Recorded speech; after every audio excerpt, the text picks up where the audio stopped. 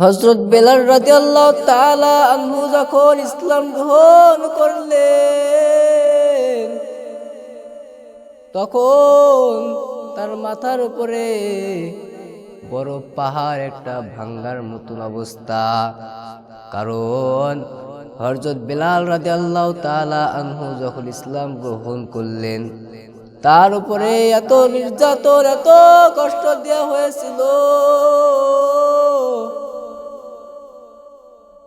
মক্কার উৎপাত বালু অর্থাৎ গরম বালুর ভিতরে যখন হযরত বেলাল রাদিয়াল্লাহু তাআলা আনহুকে ওই উৎপাত বালুর ভিতরে শুয়ে দেওয়া হয়েছিল, শুধু তাই নয়, ওই বালুর উপরে যেন লড়াচড়া যেন কষ্ট যেন লড়াচড়া যেন না করতে পারে, সেই কারণে হযরত বেলাল রাদিয়াল্লাহু তাআলা আনহুকে ওই বুকের উপরে পাথর দিয়ে দিত যেন লড়াচড়া যেন না করতে পারে। তখন যখন হযরত বেলাল রাদিয়াল্লাহু তাআলাকে এত কষ্ট দেওয়ার পরেও ইসলাম ছাড়লো না, তখন হযরত বেলাল রাদিয়াল্লাহু তাআলা আনহুকে গলায় রশি বেঁধে দিয়ে অর্থাৎ দড়ি বেঁধে দিয়ে বোকাটি ছেলে পেলেদের হাতে ধরিয়ে দিল, অর্থাৎ খারাপ ছেলে পেলেদের হাতে ধরিয়ে দিল। হযরত বেলাল রাদিয়াল্লাহু তাআলা আনহুকে মক্কার পুরা শহরে টানতে টানতে হিসড়ে হিসড়ে ঘুরে নিয়ে বেড়ালো।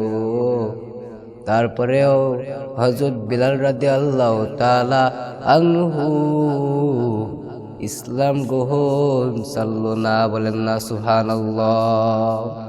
আল্লাহ তাআলা তার উপরে সন্তুষ্ট হয়ে গেল। ও আমার নবীর উম্মতের দল,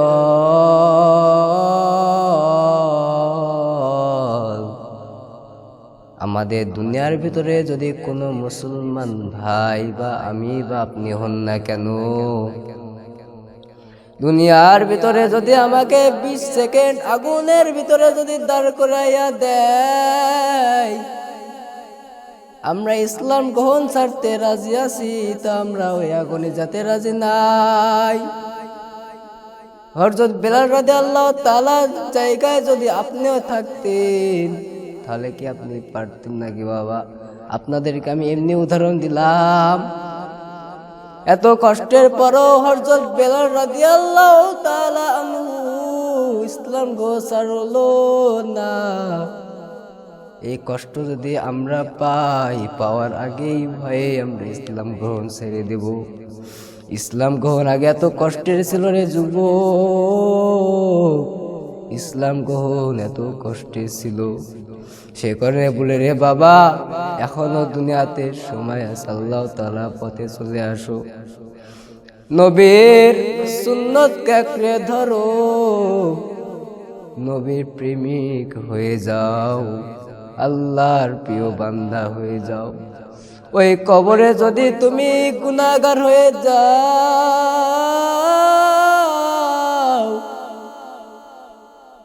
দুনিয়ায় আগুন লাগলে সহ্য করা যায় না, দুনিয়ার ভিতরে যদি আগুন লাগে নিভানো যায়, কিন্তু ওই যদি কবরে যদি আগুন একবার যদি লেগে যায়,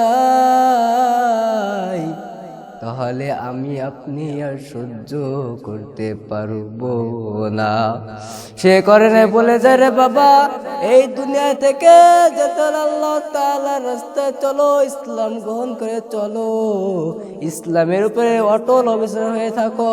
যদি ইসলাম বাদা হয়ে যদি খ্রিস্টান হয়ে হিন্দু হয়ে যদি কবরে যাও, ওই কবর তোমার জন্য যথেষ্ট হবে না রে বাবা।